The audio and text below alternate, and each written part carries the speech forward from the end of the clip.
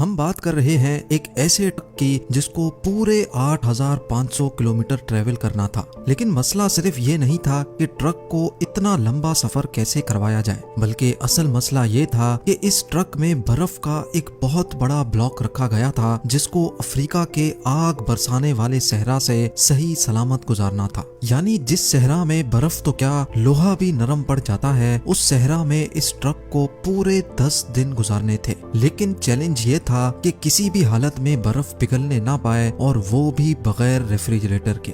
Zeme TV की videos में एक बार फिर से खुशामदीद। नाजरीन, ये बात है 1959 की, जब पूरी दुनिया की अटेंशन एक आइस ब्लॉक ने घेर रखी थी। ये आइस ब्लॉक 3050 केजी वजनी था और इसको दुनिया के एक कोने से दूसरे कोने तक पहुंचाना था, और वो भी बगैर रेफ्रिजरेशन के। यानी इसका स्टार्टिंग पॉइंट था नॉर्वे का शहर मोई राना, और इसका एंडिंग पॉइंट था लिब्राविल, जो सेंट्रल अफ्रीका में एक शहर है। लेकिन आखिर ऐसा किया क्यों जा रहा था? इस आइस ब्लॉक को इतना दूर क्यों ले जाया जा रहा था? असल में ये मामला शुरू हुआ था एक साल पहले, यानी 1958 में। लग्जमबर्ग यूरोप का एक मुल्क है जहां से एक बहुत फेमस रेडियो स्टेशन चलाया जाता था। ये ब्रॉडकास्ट रेडियो लग्जमबर्ग के नाम से पूरी दुनिया में फेमस थी। इस रेडियो स्टेशन की तरफ से सारे सुनने वालों के लिए एक अनोखा चैलेंज रखा गया, और वो चैलेंज ये था कि अगर कोई भी आदमी 3 टन वजनी आइस ब्लॉक को आर्कटिक रीजन से अफ्रीका तक लेकर जाएगा तो उसको एक बहुत भारी इनाम दिया जाएगा। रेडियो लग्जमबर्ग की तरफ से ये डिसाइड किया गया था कि हर किलोग्राम आइस के बदले में 1 लाख फ्रांसिस दिए जाएंगे, जो आज के दौर में $16,000 बनते हैं। हर 1 केजी के $16,000 यानी 3 टन वजनी आइस ब्लॉक के $48 मिलियन बनते हैं, जो वाकई एक बहुत बड़ी रकम है।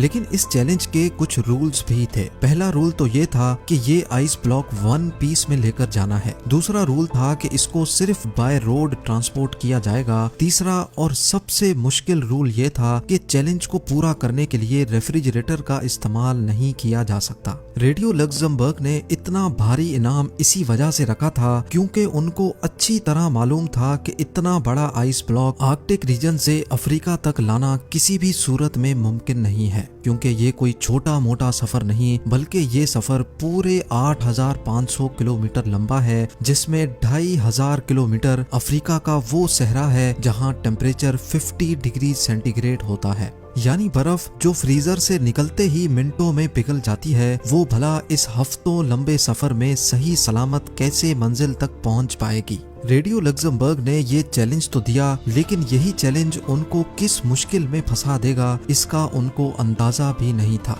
ये चैलेंज रेडियो पर ब्रॉडकास्ट होने के कई महीनों तक किसी ने भी आगे बढ़ने की हिम्मत नहीं की। लेकिन फिर बर्गर नाटवीक नामी एक शख्स ने ऐलान किया कि वो ये चैलेंज कबूल करने को तैयार है। बर्गर नाटवीक, जो कि नॉर्वे में एक इंसुलेशन कंपनी ग्लास फॉर्ट का मैनेजिंग डायरेक्टर था, उसका मानना था कि उसकी कंपनी जो इंसुलेशन मटेरियल बनाती है उसको इस्तेमाल करके ये चैलेंज आसानी से पूरा किया जा सकता है। अगर बर्गर नाटवीक ये चैलेंज पूरा करने में कामयाब हो गया तो वो अपनी कंपनी ग्लास फॉर्ट और उसके एम्प्लॉयज के लिए काफी सारी दौलत इकट्ठी कर सकेगा। पूरी दुनिया में ये बात फैल चुकी थी कि एक शख्स ने रेडियो लग्जमबर्ग का आइस ब्लॉक चैलेंज कबूल कर लिया है। इस काम को अंजाम देने के लिए नाटवीक ने एक टीम बनाई और चैलेंज को पूरा करने के लिए काम शुरू कर दिया, जिसकी वजह से कई न्यूज़पेपर की हेडलाइंस में नाटवीक के चर्चे होने लगे। आइस ब्लॉक चैलेंज को पूरा करने के लिए अभी तक जो भी कोशिश की गई थी, वो जब रेडियो लग्जमबर्ग को मालूम पड़ी तो उनको एक बहुत बड़ी रकम खोने का डर लगने लगा, और डर के मारे उन्होंने अपनी ये ऑफर वापस ले ली। क्योंकि ग्लास वॉट कंपनी और उसके डायरेक्टर काफी ज्यादा फेमस हो चुके थे, इसी वजह से रेडियो लग्जमबर्ग की ऑफर खत्म होने के बावजूद भी नाटवीक ने ये चैलेंज पूरा करने की ठान ली थी। उनका मानना था कि अगर उनको पैसे ना भी मिले तब भी वो ये चैलेंज पूरा करेंगे, क्योंकि इसकी वजह से इनकी कंपनी की पब्लिसिटी में इजाफा होगा। ये चैलेंज अब स्टार्ट करने का वक्त आ चुका था। ये फैसला हो चुका था कि आइस ब्लॉक को नॉर्वे के शहर मोई राना से ऑल द वे अफ्रीका में गैबोन के शहर लिब्राविल तक भेजा जाएगा। आइस ब्लॉक को Denmark, Netherlands, Belgium, France, Spain और मोरक्को के बाद अल्जीरिया के सहरा से गुजारकर गैबोन तक लाया जाएगा। नेटवीक की टीम में एक इंजीनियर, 4 ड्राइवर्स, एक ट्रक मैकेनिक और 2 कैमरामैन भी शामिल थे। उन्होंने 3 टन वजनी आइस ब्लॉक को ग्लेशियर से काटने का फैसला किया, लेकिन इतना बड़ा आइस ब्लॉक एक ही साथ उठाना काफी मुश्किल था। इसीलिए 200 केजी के ब्लॉक्स को काट काट कर हेलीकॉप्टर के जरिए नीचे भेजा गया। नटविक और उनकी मेहनत को काफी ज्यादा मीडिया अटेंशन भी मिल रही थी और इसी वजह से कई कंपनीज ने नटविक के इस चैलेंज को पूरा करने के लिए उनको स्पॉन्सर करना शुरू कर दिया। शेल ने फ्यूल का जिम्मा उठाया और स्केनिया ने उनको ट्रक दिया जिसमें ये आइस ब्लॉक रखा जाना था। 200 केजी के ब्लॉक्स को ग्लेशियर से नीचे लाकर दोबारा से फ्रीज किया गया और 3050 केजी का एक सिंगल ब्लॉक बनाया गया। ये ब्लॉक एक खास कंटेनर में डालकर ट्रक में लोड किया गया, जिसकी साइडों पर एक खास ग्लास वूल से उसकी इंसुलेशन की गई। अच्छी तरह इंसुलेशन करने के बाद 22 फरवरी 1959 को आखिरकार ये अनोखा सफर शुरू हो गया। शुरुआत का सफर तो काफी ज्यादा आसान था क्योंकि इन इलाकों में मौसम भी काफी खुशगवार था और रोड्स भी ठीक ठाक थे।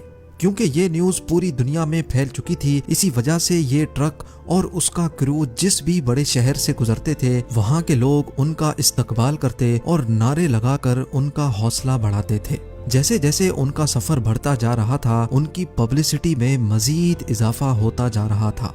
जब ये ट्रक पेरिस से गुजर रहा था तो उनको वहाँ की पुलिस ने भीड़ वाले इलाकों से गुजारने के लिए खास प्रोटोकॉल भी दिया। यहाँ तक के पेरिस के मेयर ने क्रू की दावत भी की थी। इस सफर को एक हफ्ता गुजर चुका था। माँ से पहुँचने पर ट्रक को क्रेन की मदद से एक शिप पर रखा गया क्योंकि अब उनको समंदर का एक बहुत बड़ा हिस्सा पार करना था। समंदर के दूसरे हिस्से पहुँचने पर कंडीशंस बिल्कुल ही अलग हो चुकी थी। ट्रक अब अफ्रीका की जमीन पर आ चुका था जहां दिन के टाइम पर गर्मी इंतहाई शदीद थी।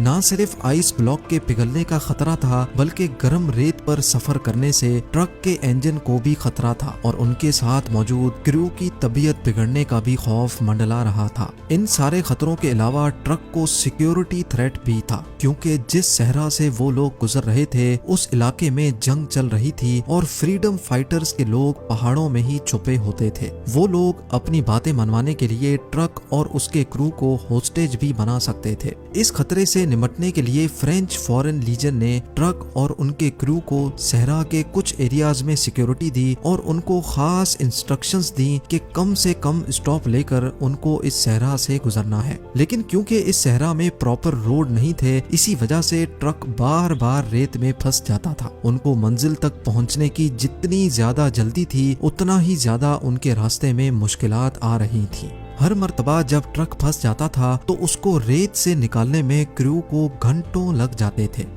दुनिया के सबसे महंगे आइस ब्लॉक को ट्रांसपोर्ट करने का ये मिशन अब इनके गले में आ चुका था। एक तरफ फ्रीडम फाइटर्स का खौफ था तो दूसरी तरफ गर्मी ने क्रू की हालत बिगाड़ कर रखी थी और सोने पे सुहागा इस गर्मी ने ट्रक के अंदर मौजूद आइस ब्लॉक को मेल्ट करना शुरू कर दिया था। अगर क्रू यहाँ फंस गया तो ना ही उनका मिशन पूरा हो सकेगा और ना ही हजारों मील दूर से निकाली गई बर्फ बच सकेगी। सहरा से गुजरने वाले मुसाफिरों के जानवरों को उन्होंने पिघलने वाली बर्फ का पानी भी पिलाया, जो कि असल में दुनिया का सबसे महंगा तरीन पानी था। कई रातें उन्होंने रेत पर ही स्लीपिंग बैग बिछाकर गुजारी और आहिस्ता आहिस्ता मुश्किलात को फेस करते मंजिल की तरफ बढ़ते गए।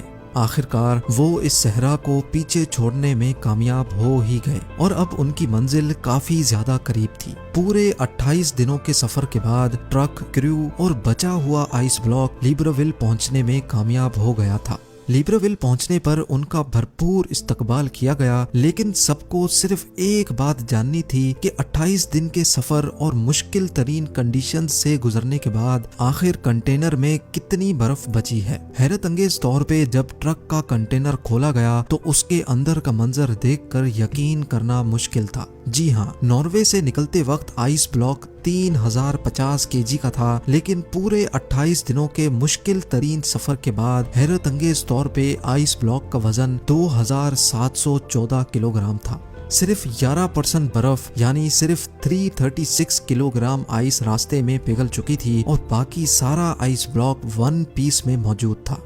बेशक रेडियो लक्समबर्ग अपनी ऑफर से पीछे हट चुका था, लेकिन फिर भी ये चैलेंज पूरी तरह से कामयाब हुआ और ये बर्फ तोड़कर गैबोन के लोगों में डिस्ट्रीब्यूट की गई, जिन्होंने आज से पहले कभी भी बर्फ नहीं देखी थी।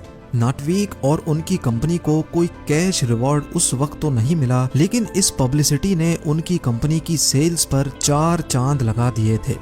ग्लास वॉट आज भी ग्लावा के नाम से इंसुलेशन मटेरियल बनाती है और 1959 के बाद से इनकी पॉपुलैरिटी में मजीद इजाफा ही होता जा रहा है। उम्मीद है जेम टीवी की ये वीडियो भी आप लोग भरपूर लाइक और शेयर करेंगे। आप लोगों के प्यार भरे कमेंट्स का बेहद शुक्रिया। मिलते हैं अगली शानदार वीडियो में।